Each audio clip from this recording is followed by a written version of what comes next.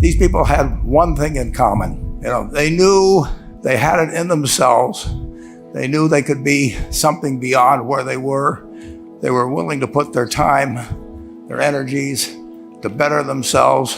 What you really could do with more skills, it's just remarkable. So I would like to just tell you a couple of short stories, and we'll draw maybe a couple of lessons from them. I would like to tell you of two women that each sold a business to Berkshire Hathaway, to me actually, for many, many, many millions of dollars.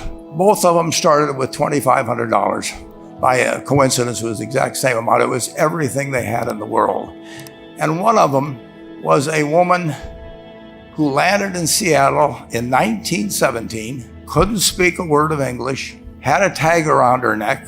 The tag said, Fort Dodge, Iowa. The Red Cross got her to Fort Dodge, where she was reunited with her husband who had come to the country a couple of years earlier. And she lived in Fort Dodge for 2 years.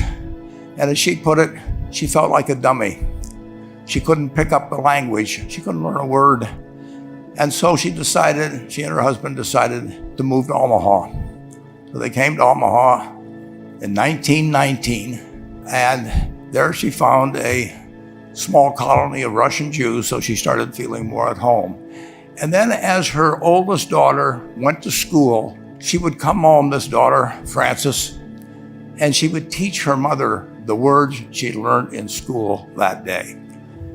And this woman, Rose Blumpkin, spent 20 years saving money, bringing first her siblings over, her mother and father, $50 at a time. She sold used clothing to do it. She had 4 children during this period. And by 1937, after 20 years, she'd saved $2,500.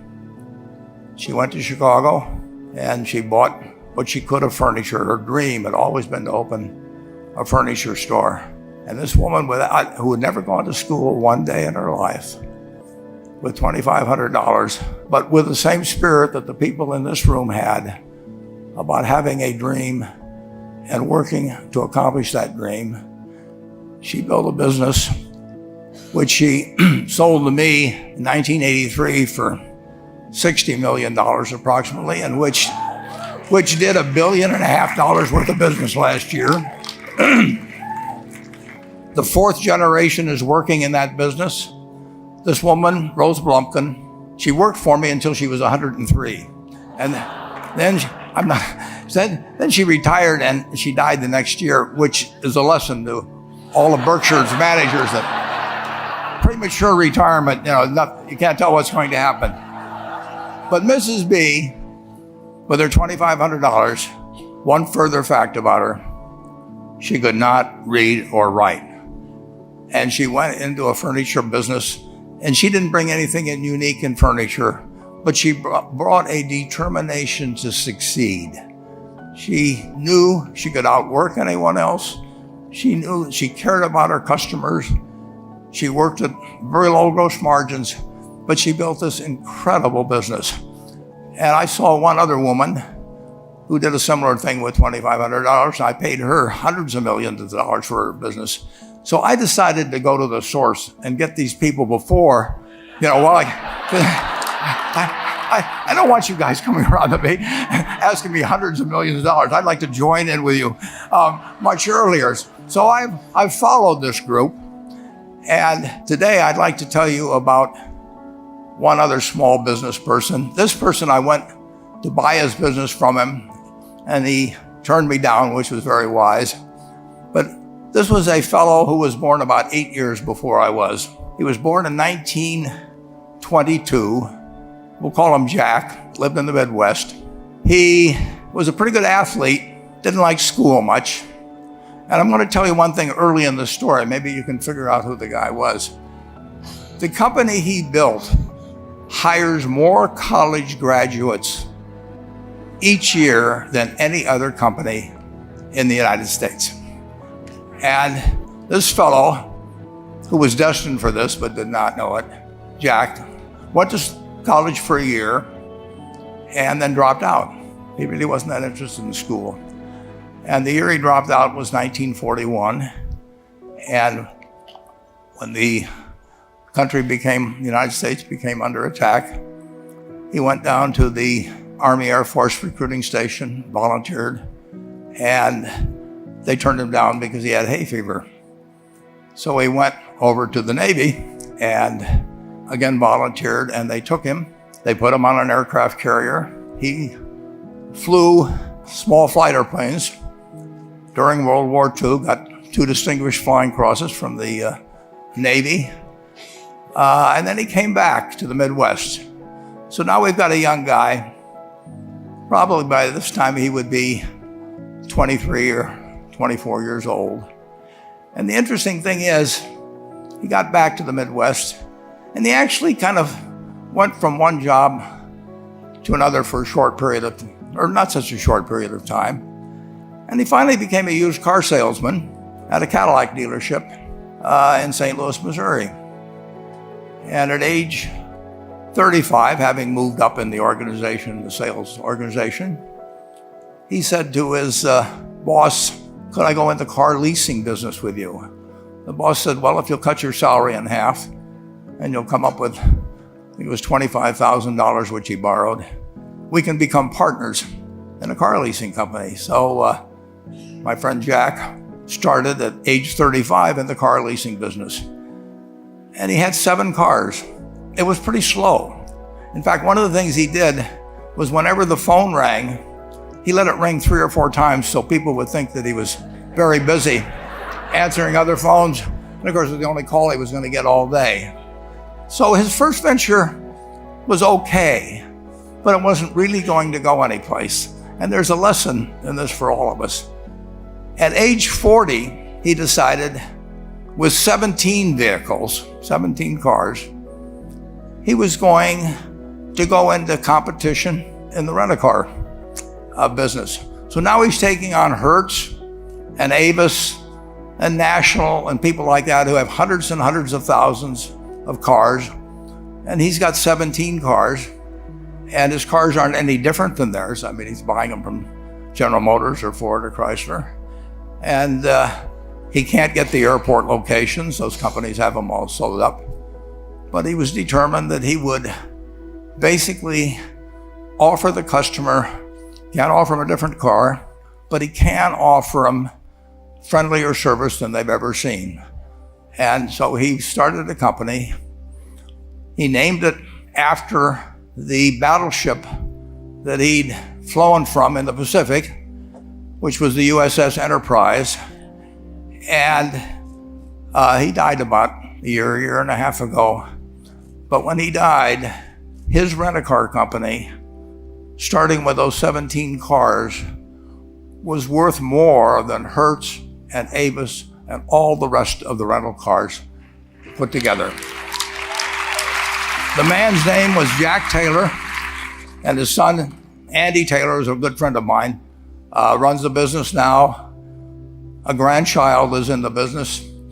There'll probably be a 4th generation along the line. So this man, in the United States, he didn't invent artificial intelligence. He didn't do anything that, just like Mrs. B selling furniture, I mean, that any one of us could have entered those businesses.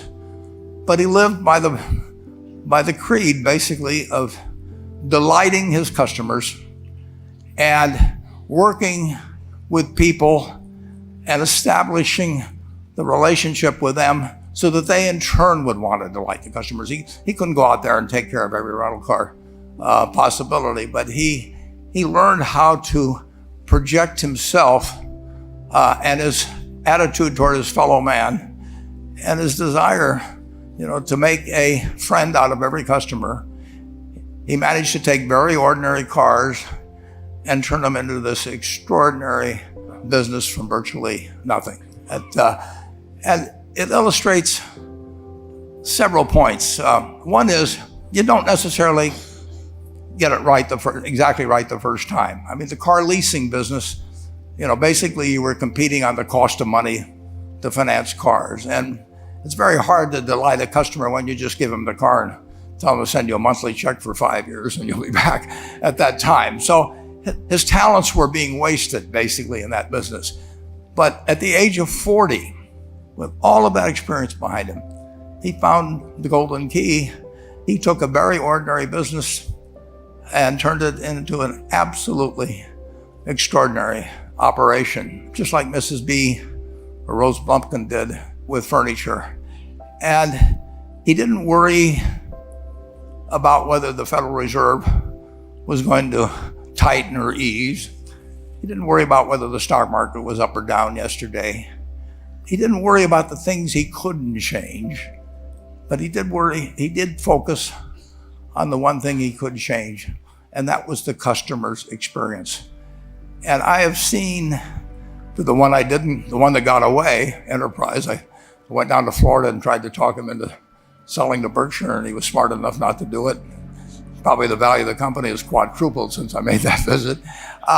But he was smart enough to see that he would find that business. Henry Ford, as you may know, failed twice before he started the Ford Motor Company in 1903. I mean, the test isn't whether you get the greatest business idea in the world the first time out. The test is whether you keep learning as you go along what your strengths are and what you can do for your customers, what you can bring especially to the party. And to do that, you need the education that I know you've received through 10,000 small businesses, but you need a genuine desire day in, day out to delight the customer. I've never seen a business, and I've seen a lot of businesses, but I've never seen one that delights the customer that doesn't succeed. I mean, what you want is that customer the next day when they think, do I want to rent a car or do I want to buy some furniture?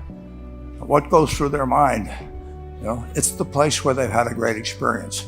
I don't know what I paid for this tie. Actually, probably if somebody gave it to me, but for the purposes of this speech, I will say I have no idea. But or the shirt I'm wearing, or this. But I do know, I will remember how I was treated when I bought it. I mean, you long forget about the price, but you never forget whether you had a good experience or a poor experience with the purchase experience. And you'll have a hard time finding a person that's had a wonderful experience, a delighted experience in purchasing anything that isn't going to come back. And similarly, if the memory is of rudeness, indifference, whatever it may be, they're never going to come back. And as a small business owner, and as you grow, you have to not only be able to project that interest in people's well-being, in delighting them yourself, but you have to do it through other people. And you won't be able to do it through people who themselves do not feel they're being fairly treated, that their views aren't appropriately considered. So you really do have to learn to multiply yourself through other people. And I advise the young people that come to Omaha. We have a number of classes. The key is to, certainly in terms of your personal life, the most important decision you'll make is the spouse that most of you will likely have. And it's very important to surround yourself with people that are better than you are. You are going to move in the direction of the people you associate with. So you constantly, I've been enormously lucky in that respect. I mean, I've just had teachers and friends and a spouse that really was a better person than I was. And I had enough sense to learn from these people that life went better if you behaved better yourself. It took a while. So I advise you to seek out, as your partner in business, your partner in life, whatever it may be, look for the people that actually are examples to you rather than somebody that you think you need to straighten out yourself. And simple rules like that, delighting customers, working through other people, associating with people that will cause you to move in a better path than you might otherwise have, they will take you so far in life that it's hard to believe. I mean, they took Rose Blumpkin without being able to speak a word of English, couldn't read or write, and they took her to what is now a $1.5 billion business. And incidentally, there's been no money put in it since the $2,500. That's been the total capital paid into the Nebraska Furniture Mart. And I think if you looked at Enterprise, I don't know their books the same way, but my guess is that very little equity capital has been added to Enterprise over the years. The business built on itself. So I want to tell you, I admire this group enormously. When I met Dr. Mello's class on September 22nd, 8 years ago, I was thrilled. And I admire people that are doing what you have done. Working hard at your job at the same time, you took on an added, really, lot of hard work to further your skills. 99% graduate. I mean, that's a mind-blowing statistic. And I'm looking at 2,200 people here who I admire. I'm cheering for you, and I can tell you the best is yet to come. Thank you.